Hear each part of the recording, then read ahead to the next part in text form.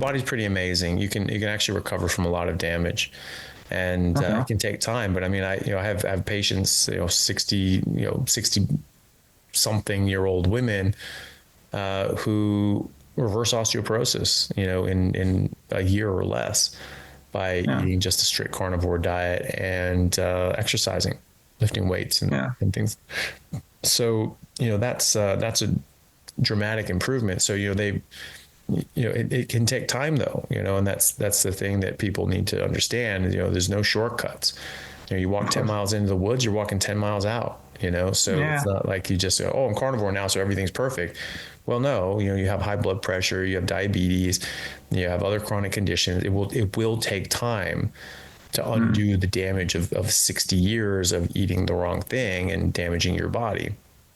And but the good thing is it doesn't take 60 years to get that healing. Now there is such a thing as damage done, and some of that damage can be permanent, but the body can heal from so much. It's actually quite remarkable. I mean, I've seen neurological recoveries decades after a stroke. There's a guy named Dave Mack who I've had on my podcast, and he's been on mine. And he's been doing carnivore, and he has over 850 interviews. He just interviews all these people who have had these amazing stories. And he had a stroke 30 years ago and had severe right-sided weakness where he was limping and had a really bad limp and was hemiparesis. Close, yeah. He very, very, very weak on the arm and leg on the right side.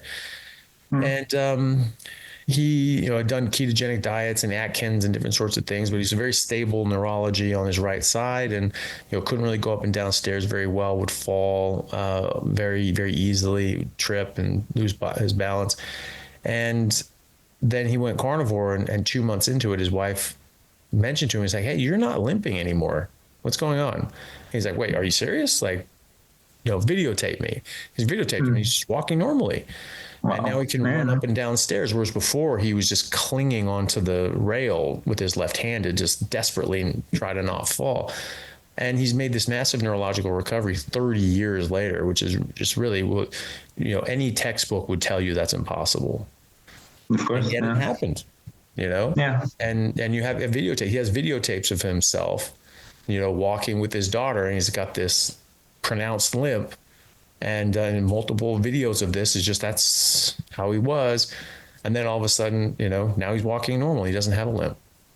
So I've seen massive recoveries, and he's not 100%, his right side is still weaker than the left, but it improved enough that it doesn't slow him down anymore. He's not falling. Yeah. But it still sticks with you. Yes?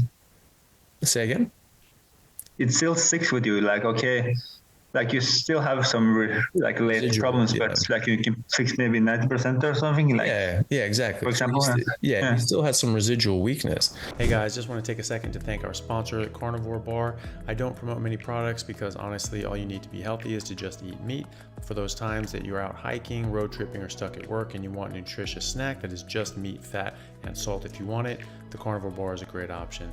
So I like this product not because it's just pure meat, but also because I want the carnivore market to thrive as well. And the more we support meat-only products, the more meat-only products there will be available in the mainstream. So if this sounds like something you'd like to get behind, check it out using my discount code Anthony to get 10% off, which also applies to subscriptions, giving you 25% off total. All right, thanks guys. And some people will have that, and some people, a type 1 diabetic who's damaged their beta islet cells 20 years ago, probably not going to be able to make insulin again. But there are people in the honeymoon period where they first get diagnosed with type 1 diabetes, and then they go on it, and they can actually, before those cells are fully dead yet, they can actually pull back from the brink. And I actually have a patient that has just done that.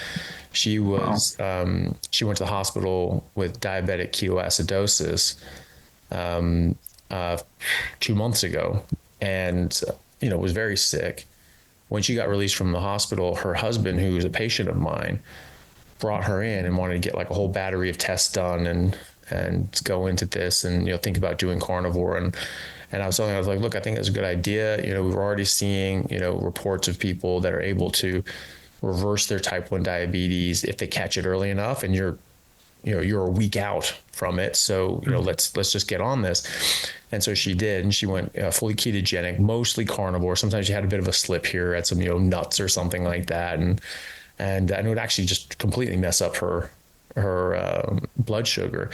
And it had it was linked to a monitor on both of their phones. So all of a sudden he'd be at work and sees her blood sugar spikes up to 17. He's just like, "Hey, what are you eating? What are you doing?" Like getting on her.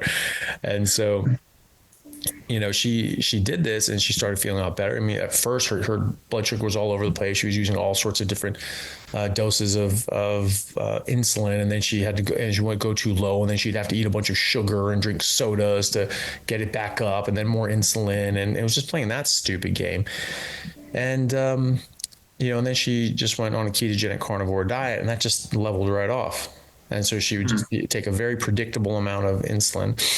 And then it was getting more and more controlled. She didn't need as much insulin anymore to use to get the same result.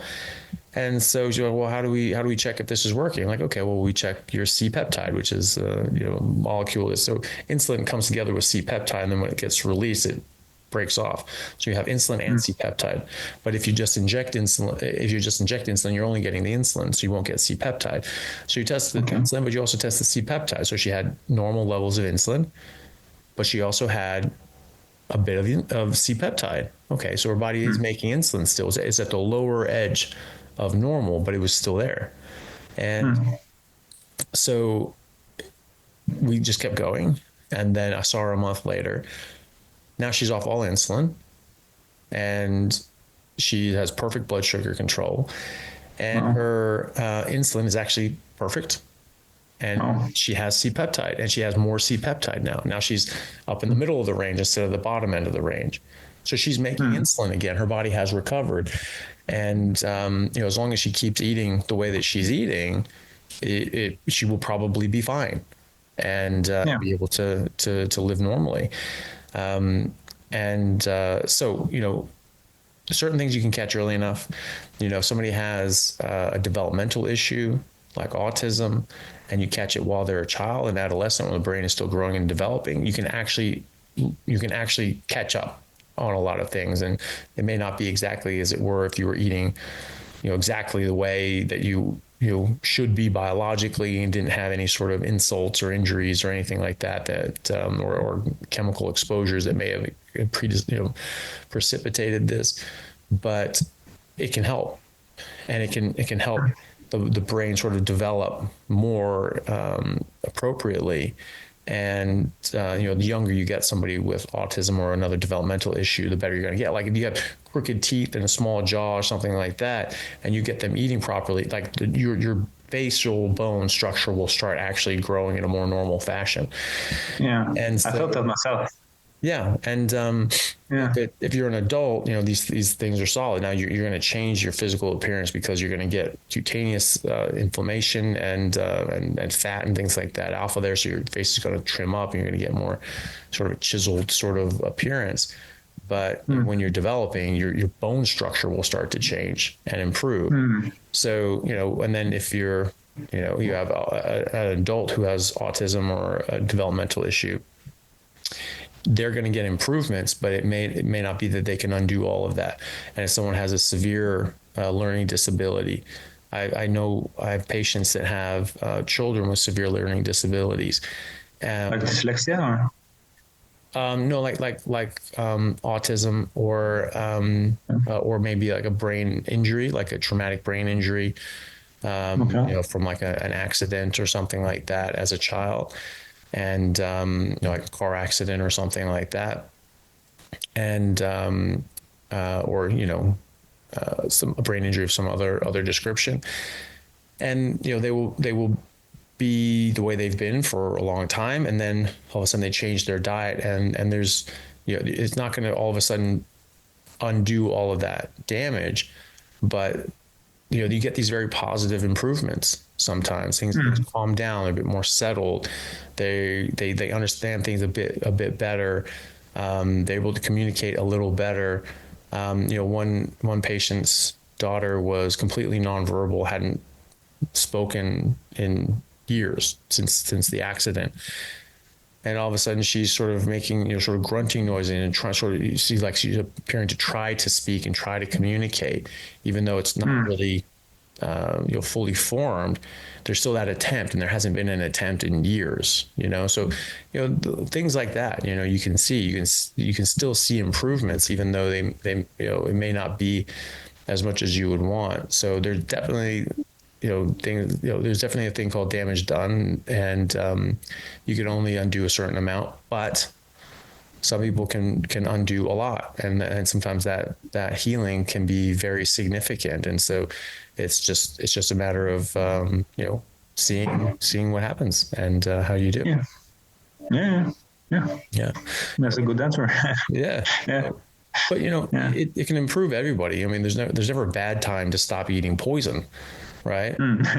So, I had a friend of mine. She's a doctor here in Western Australia. She's a general practitioner, and she worked with geriatric populations. And she had this gentleman who was 86 years old, and he just really couldn't care for himself anymore at home, and his family couldn't care for him, and so he had to check himself into a nursing home. And he basically, his mind, he was going there to wait for death, basically, which is a pretty grim sort of reality.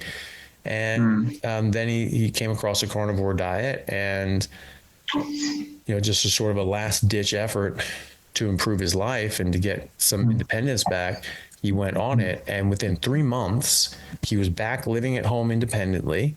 Wow. Was working out 3 days a week, swimming twice a week, and he was off all medications. Really? So massive improvement. And that was at 86. So now this guy has a completely new lease on life, and many, many, many more happy, healthy years of independence left to him. So, and hopefully decades, but it's just getting him home and getting him improved is just amazing. A friend of mine, Hal Cranmer, has nursing homes in Arizona, and he is putting these same approaches in with his nursing home patients, and he's getting a lot of improvements for them as well. He's actually been getting several of them home also. So it's just like, he's healthy. We don't need to keep mom in the home. We can in the nursing home, we can take her back with us, which is great. That's exactly what you want. So it can help anybody at any stage. Okay. No. Yeah. Makes sense. Yeah. Cool. Yeah, but I was going to ask you also about this, about traveling, because it's not so easy when you're traveling, and it's also like the social aspect about the carnivore. It's like, when you're out at the bar or at the social event, it's like every day is no problem, because then you just buy the beef and then you just eat it and the eggs. But it's not so easy, I think, with normal life, and you meet or normal people here. So. Hey everyone, really happy to announce a new sponsor for the show and for everybody down in Australia, Stockman Steaks, who are delivering high quality grass-fed and finished pasture-raised beef and other meats, flash frozen and vacuum sealed to your door, something that I've been enjoying a lot of myself recently as well. They also have a great range of specialty items such as high-fat keto mince and carnivore beef and organs mince with liver, kidneys, and beef heart as well. So use code Chaffee today for a free order of beef mince or another specialty gift along with your order at stockmansteaks.com.au, and I'll see you over there. Thanks, guys. Yeah, well, you get used to it, and I never drank during the rugby season. Well, I stopped drinking during the rugby season, when I was 21, and I just felt so much better doing that. I played so much better that I was just like, you just can't do this. And so I just didn't drink during the rugby season, and just everyone got used to it. I'd still go to the bar, still hang out. I was just drinking water. I was still, after the initial awkwardness of it, I got used to it, and I actually preferred being out sober because I could actually think, I could actually have conversations, remember conversations. I could drive home. I wasn't spending hundreds of dollars, boozing and doing all that sort of stuff, which, was a bit of a waste of money anyway. And, even if I didn't drink for months or even years, I would still have a very high tolerance. It would still take 15 to 20 drinks just to get me, drunk. And, don't you lose your tolerance, or? Sorry? Don't you lose the tolerance if you never drink? Like, then you need like less dosages to get high? No, you should. Yeah. It'd be nice if I did, but no.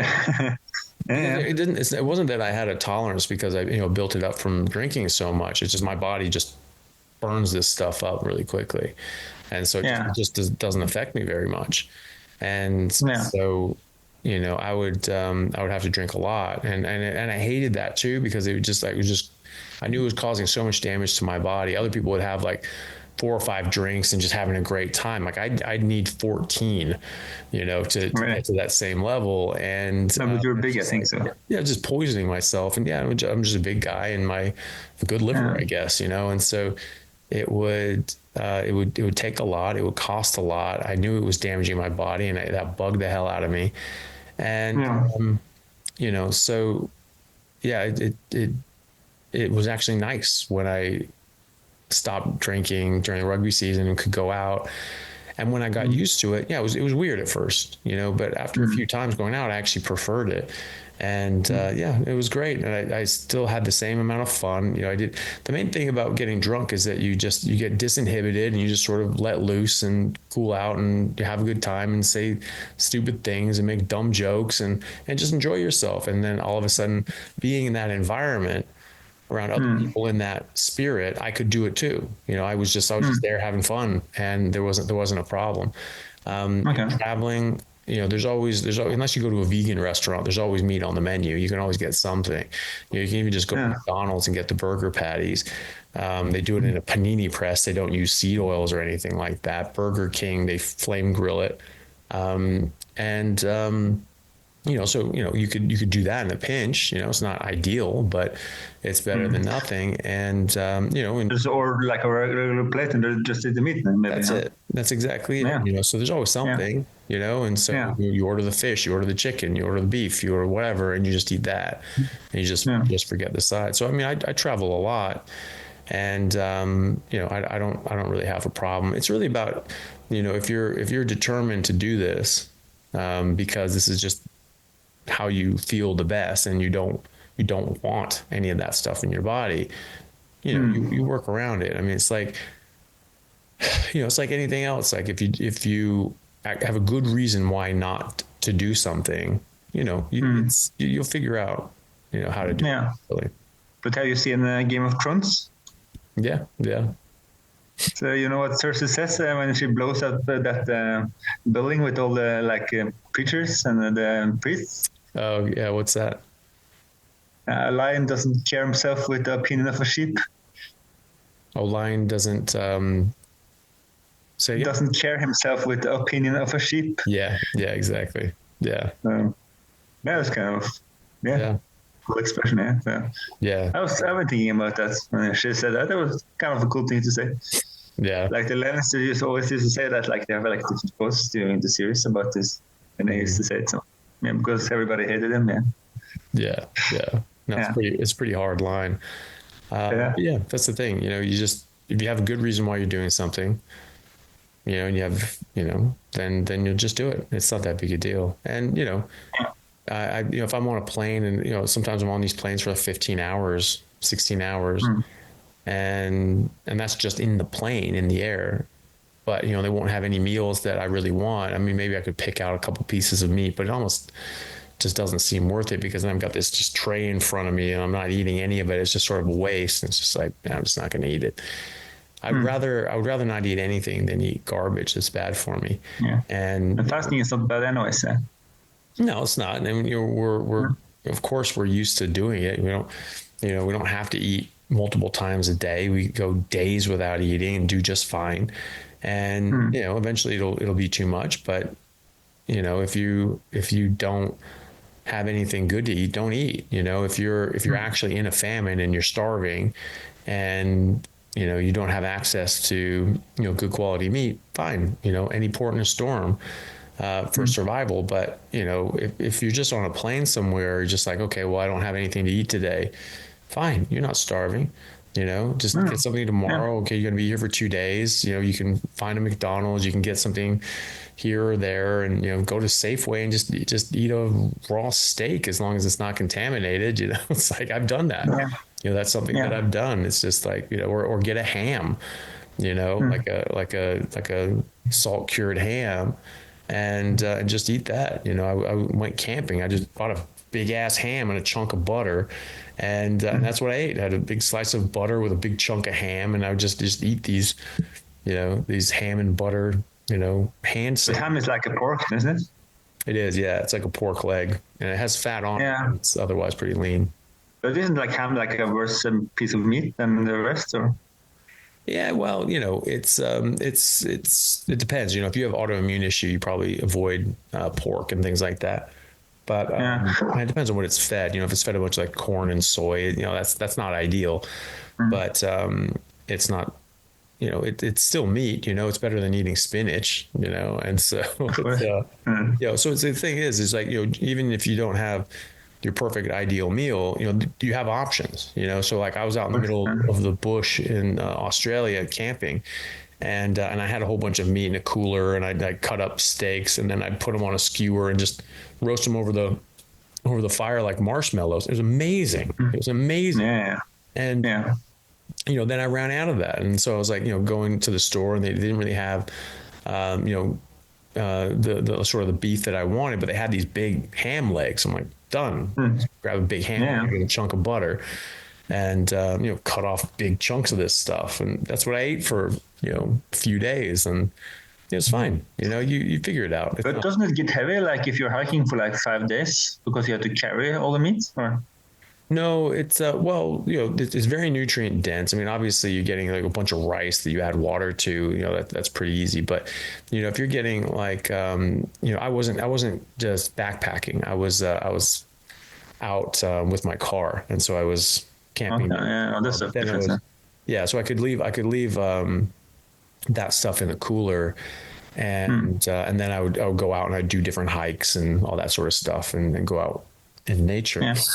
But if you're gonna go backpacking, what you want to make is pemmican, because pemmican is what the Native Americans ate, and they would dry meat from the buffalo, the American buffalo, bison, and they dry it out and they'd crush it up with big stones and powder it, and then they'd render all the fat, because they actually do have a lot of fat on the outside, the subcutaneous fat, and they have intra-abdominal fat. It's just they don't have intramuscular fat because they're actually healthy animals. Intramuscular fat is unhealthy. That's called myosteatosis, and it's a pathological sign of metabolic ill health. And so you don't want that, right, as an animal. So these wild animals actually do have a lot of fat. It's just the subcutaneous fat and the intra-abdominal fat. And so you take all that fat, you render it down, and you take that rendered fat, like that tallow, and you mix it in with the ground up dried beef or buffalo or whatever, and at a 50-50 mix, weight of tallow and dried meat. And that lasts for years. They found as long as you store it right, it can last for years without preservatives or refrigeration. They found caches of these things from the Revolutionary War in America that were from 50 years earlier, and they were all fine. And so the Native Americans would make pemmican out of this entire buffalo herd that would fall off, that would get scared off of a cliff. And that's what they eat for the rest of the year until the herds came back and they had another big hunt and did it again. And so you can take this stuff out. It's actually extremely nutritious. It's perfect nutrition. It's 2 grams of fat to 1 gram of protein. So it's very rich in fat. It's a very good fat content and fat ratio. And it has, for 3/4 of a pound, if I remember when I calculated this out correctly, 3/4 of a pound is about 2,000 calories of perfect nutrition, right? So let's pretend that you need 2,000 calories a day, which some people do, some people don't. If you're out camping or backpacking, 10 pounds of pack weight is 14 days of perfect nutrition. 2,000 calories a day. So it's actually pretty great. So if you're, that's definitely the biggest bang for your buck. It's going to be the best nutrition that you'll ever be able to get. Best energy, best nutrition. Fat is much more energy dense. It's way more energy dense than carbohydrates. So you're having bags of honey, carbs, and all that sort of stuff. You still get way more calorie per gram of fat than you do per gram of carbohydrates. Yeah, because what's really cool about Norway, we have like this tourist association. I'm from the country, so then we have like I think it's 600 cabins that you have like all around Norway, and then you can just travel from cabin to cabin to cabin. Yeah. And you don't need to have like almost like a drinking bottle, etc. You just like drink the water from the waterfalls. Yeah. So if you just have the meat, you don't have anything, you don't have like anything, you can just go from cabin to cabin. So you can just travel for weeks, really. Yeah, cool. That's really cool. Yeah. So but it's like, it's like, what can I say? Like, it's smart to have a tent, but I don't think you really need it. But at least if you're traveling in the summer. So. Yeah. So are these cabins like just available for anybody to stay at, or do you have to book them and reserve them, or how does that work? Like yes and no. Like you can book them, like the cabins outside the capital, for example, is like almost full. But if you travel like inside the country, you just travel from place to place. It's really, really cool. Like we have like 6,000 hikes in Norway, like different trails. You can just follow the trails, and then you can go to the cabin to cabin to cabin. Very and then cool. You meet a lot of other travelers who are doing the same. You just meet them, and you hike during the day, and then at the evening you just sit and relax and meet some people, and that's kind of what you do in the summer. Yeah? Yeah, cool. Yeah, that's awesome. So yeah, especially when you have like all these waterfalls and stuff, like you don't. It's like water is not a problem for you, and like the temperature is good. It's like in the summer it's like 15 degrees. Mm-hmm. So yeah, you can travel as long as your health or your body cooperates, I guess. Yeah. Yeah. Yeah. Very cool. Yeah. Yeah. Oh, that'd be great. But you have like all I'd love to do that. To do hike over Norway, that'd be amazing. That's such a gorgeous country.